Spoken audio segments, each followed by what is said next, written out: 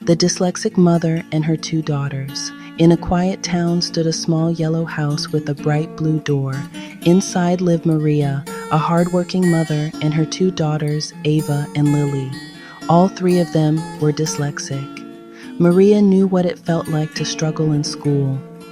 She remembered her own childhood, when reading aloud in class filled her with fear, when letters seemed to dance and words flipped themselves around. Teachers had told her she was slow, but she wasn't. She simply learned differently. Now, as a mother, she watched her daughters face the same battles. Ava's struggle. Ava, the older daughter, was in middle school. Every day she tried to read from her history textbook, but the long paragraphs felt like a maze. She would stay up late, tears on her cheeks, whispering, "Why can't I read like everyone else?" At school, some classmates teased her, calling her lazy. Her teachers, though caring, often rushed through lessons, leaving Ava lost. Lily's challenge. Lily, the younger one, loved stories, but hated writing them down. She had a wild imagination. She could tell stories that made everyone laugh or cry.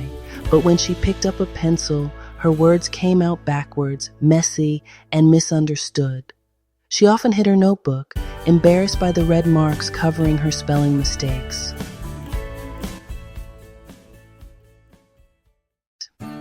Maria's strength. Maria watched her girls and remembered her own pain, but instead of letting history repeat itself, she decided to act. Every evening, after dinner, the three of them gathered at the kitchen table.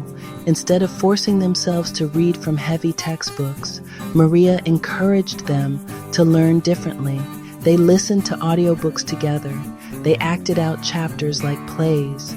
They used colorful sticky notes to break words into sounds.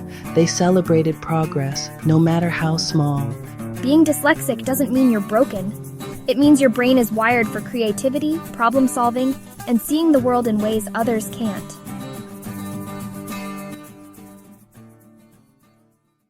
A breakthrough. One day, Ava's teacher assigned a history project. While others wrote long essays, Ava decided to create a timeline with drawings, voice recordings, and short captions. At first, she was nervous, but when she presented, the entire class was captivated. You've shown us history in a way that makes it come alive. Meanwhile, Lily entered the school storytelling contest. Instead of handing in a written story, she asked if she could perform it. Standing on stage, she spun a tale so vivid that the audience cheered. She didn't win first place, but she received a special recognition for creativity and courage. That night, both girls hugged their mother tightly. For the first time, they didn't feel less. They felt different in the best way. Continuing previous sentiment, moral lesson.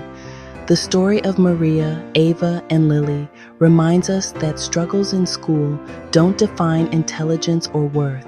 Dyslexia is not a weakness. It's a different way of learning and thinking.